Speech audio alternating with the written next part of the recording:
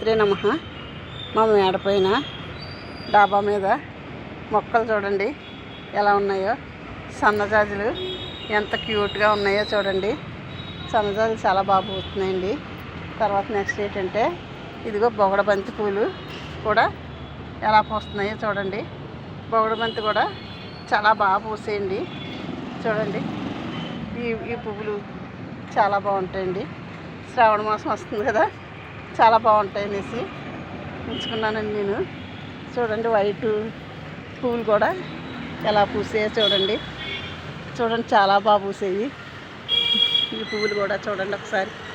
మొక్కలంటే నాకు చాలా ఇష్టం అండి. పువ్వులు చాలా గుత్తుల్లాగా బాగా వస్తున్నాయండి. నేను ఎటువంటి ఎరువు కూడా వేయనండి. పేడ కలిపి మాత్రం వేస్తూ ఉంటాను అప్పుడప్పుడు. మారేడు దళం మొక్క, వంగ మొక్క కూడా చూడండి.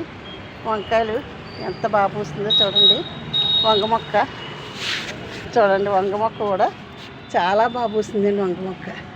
వంకాయలు చాలా నీట్గా పూసేయండి. రేపు వస్తానండి, కోసి వంట చేస్తాను.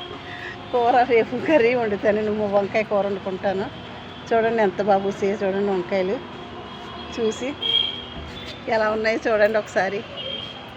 బెండకాయలు కూడా, బెండ మొక్క కూడా వేసుకున్నాను. బెండకాయలు కూడా ఎలా పూస్తున్నాయో చూడండి. బెండకాయలు నా మొక్కలు అన్నీ చూపిస్తాను చూడండి. బెండకాయలు కూడా చాలా బాగా వస్తున్నాయి కదా చిన్నగాని. ఇదిగో కనకాంబరం మొక్కలండి ఇవి. కనకాంబరాలు కూడా బాగానే వస్తున్నాయండి. చాలా బాగా వస్తున్నాయి కనకాంబరాలు కూడా. చిన్న మల్లి మొక్క కూడా వేసుకున్నాను, ఇంకా పోస్తలేదు. ఇదిగో చూడండి మిరగనారు వేసాను. మిరగనారు కూడా బాగా వచ్చింది.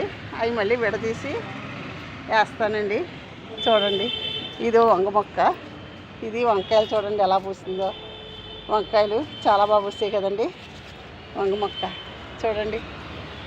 వంకాయల మొక్క నాకు మొక్కలంటే చాలా ఇష్టం అండి.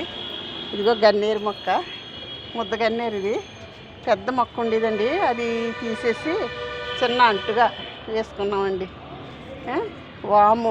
వామాకు అంటారు కదండి, వామాకు మొక్కలు కూడా వేసుకున్నానండి.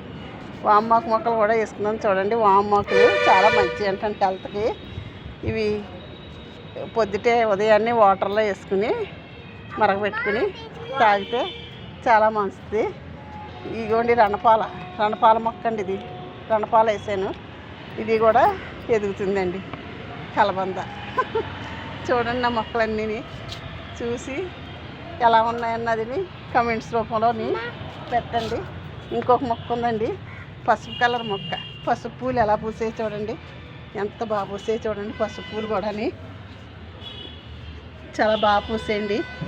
పసుపు పూలు, పసుపు మొక్క తీసుకున్నాను. ఇదిగో చామంతి కూడా వేసాను, చిన్న చామంతి.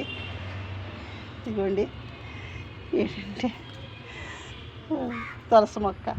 ఎప్పుడన్నా దేవుడికి పెట్టుకోవడానికి, తులసి దళాలు కోసుకోవడానికి విడిగా వేసుకున్నానండి. చూడండి మొక్కలన్నీ ఇలా ఉన్నాయి. ఇదో మందార మొక్క అండి. మొత్తం 3 మందార మొక్కలు ఉన్నాయండి. ఈ 3 మందార మొక్కలు కూడా నాకు రోజు 10 మొగ్గలు పోస్తాయండి.